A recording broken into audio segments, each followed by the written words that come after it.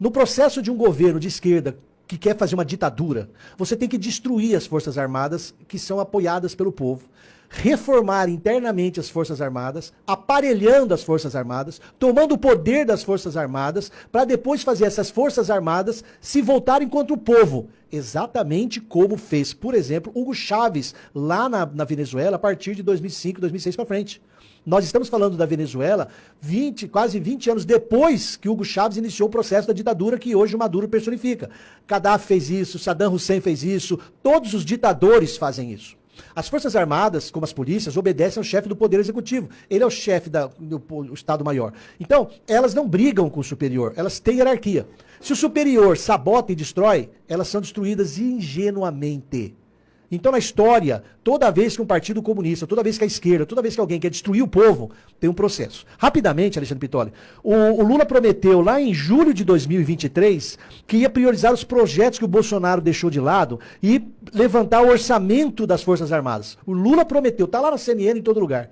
Pois um ano depois, em julho de 2024, dia 30 de julho, teve o decreto presidencial 12.120, de 30 de julho, que cortou 675 milhões de reais do orçamento das Forças Armadas. Em abril, o Lula já tinha cortado 280 milhões do orçamento das Forças Armadas. As Forças Armadas pedem hoje 1,4 bilhão de reais para poder fechar o ano. O Lula está acabando com o orçamento das Forças Armadas. Um exemplo simples disso daí é que a Marinha do Brasil, que tem o país que tem o 9º PIB do mundo, tem a 25ª Marinha do Brasil. E o orçamento que o Lula liberou para a Marinha do Brasil, eles não têm condições de fazer manutenção da frota, o sucateamento vai ser mais acelerado, vários dos navios da nossa frota da Marinha de Guerra vão deixar de serem ativos nos próximos poucos anos, e o Lula está desmontando, acabando. O Exército Brasileiro recebeu orientação ou proposta de vender propriedades do Exército Brasileiro, vender quartéis, para ter dinheiro para pagar as próprias contas. Então, o processo que está sendo feito de arroxo, de desestruturação das Forças Armadas com corte orçamentário é descomunal. Isso já deixa todo mundo apreensivo, sem dinheiro, sem condições.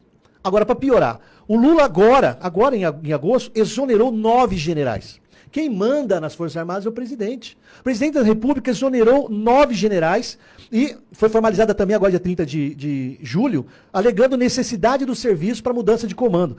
O Lula exonerou o secretário de Economia e Finanças, o general que era secretário de Economia e Finanças. Sabe por quê? Para pôr lá alguém, tipo, obedeça. Tipo a Magda Chambriard na Petrobras. Tipo o Galípolo no Banco Central. Ok. Alguém para ferrar as Forças Armadas. Trocou o general que cuida da logística e mobilização do Estado-Maior conjunto das Forças Armadas. Desorganiza tudo ou se organiza conforme eles queiram. O Lula trocou o subcomandante de operações, o general que é subcomandante de operações terrestres. Trocou o chefe do departamento de educação e cultura. Mas por que o general, chefe do departamento de operação e cultura, de educação e cultura é importante? Para ir lá fazer, dentro da formação militar, o trabalho que o MST faz lá no MST. Para fazer uma lavagem cerebral nas tropas. Trocou o comandante da 7ª Divisão do Exército, sediada lá em Recife.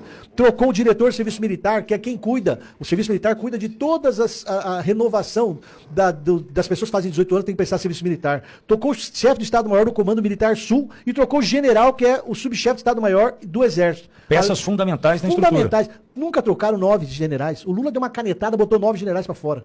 Como é que é o processo? O processo é por gente aparelhada. E por que ninguém fala disso, Cláudio? Porque ninguém também fala do Gilberto Kassab e do hacker. Tem assuntos que a ordem lá de cima do Zé Dirceu e dos poderosos é: não falem sobre isso, porque aqui é onde dói se o povo souber. Aqui é onde dói no meu projeto de ditadura nacional. Esse é o projeto de ditadura nacional. Estão desmontando as Forças Armadas no orçamento, na estrutura. E vou acrescentar mais uma coisa. O Hugo Chávez, no processo de controlar as Forças Armadas, ele pegou e aumentou uma quantidade enorme de tenentes coronéis e de generais lá, para fazer ascender um monte de pessoas aparelhadas a ele. Eu acredito que é o próximo passo que o Lula vai dar nos próximos 2 anos, porque eles vão esperar passar a eleição de outubro e vão continuar agora, de 2024. Aí de 2024, de outubro para abril do outro ano, eles vão meter um monte de louco para fazer os absurdos da ditadura que eles estão construindo. Porque eles, vou dar outro exemplo, por que a Starlink foi posta no roteiro? O que tem a ver Starlink com isso daí?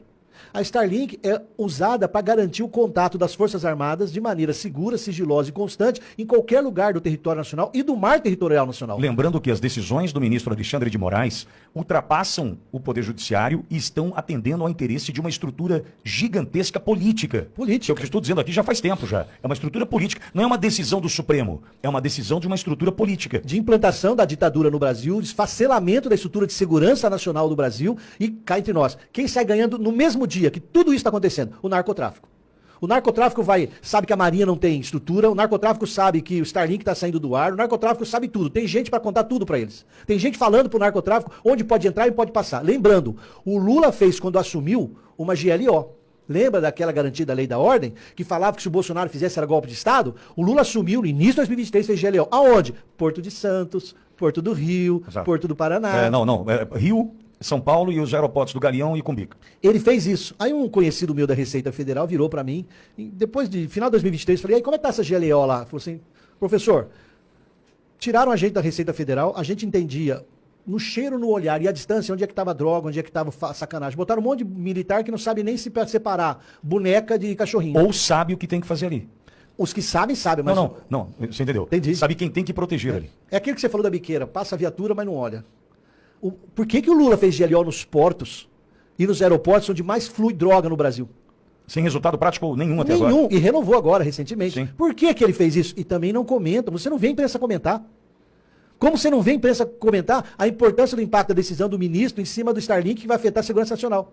Como ninguém comenta o quanto que o corte de orçamento que o Lula está fazendo está destruindo as Forças Armadas. Brasileiros, o meu temor, minha opinião pessoal, minha. Você ainda pode ter, viu, Cláudio? Ainda posso ter. Eu sou geógrafo e sou advogado. E fiz engenharia de produção, mestrado, para estudar exatamente como fazer a logística do supply chain. Então, atenção, senhores. Minha percepção, estão desmontando a estrutura de segurança nacional brasileira no dinheiro, na imagem, que destruíram a imagem, e estão substituindo pessoas lá dentro em cargos importantíssimos para pôr pessoas aparelhadas. Peraí, você tocou num ponto interessante. A destruição da imagem faz parte desse pacote. Faz parte do pacote. Isso aí Lenin ensinou há 100 anos atrás na Revolução Russa. Que o exército hoje só serve para pintar bordo de sarjeta, faz parte da destruição da imagem. Faz parte da destruição da imagem. O que aconteceu no Rio Grande do Sul faz parte da destruição da imagem. Tudo isso faz parte da destruição da imagem. Isso são projetos que a esquerda aprendeu, que é o manual, eles têm um manual, isso é acessível na internet, de como fazer a revolução, as regras que Lenin e Trotsky ensinaram, faz parte, destruir a imagem deles, para poder humilhá-los, perder a moral da tropa, substituir o comando da tropa, deixar todo mundo pobre, preocupado só se vai ter comida ou não, e assim, ir controlando. Como disse o ministro, uma coisa é ganhar a eleição, outra é tomar o poder. E você toca num nome bastante importante nessa estrutura do bastidor, que é Zé Disseu.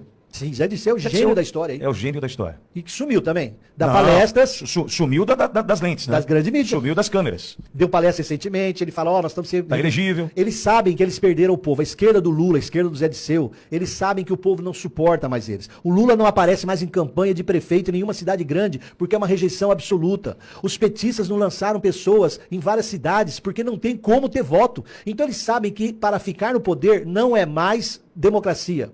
É a democracia no conceito que eu já chamei a atenção, que o conceito de democracia para Lenin, Trotsky, pessoal da Revolução Socialista, da Soviética, democracia para eles é a ditadura do proletariado. Quando um esquerdista fala em defender a democracia, ele fala em defender a ditadura deles. Não é o conceito ocidental que nós temos de participação e liberdade. Não é.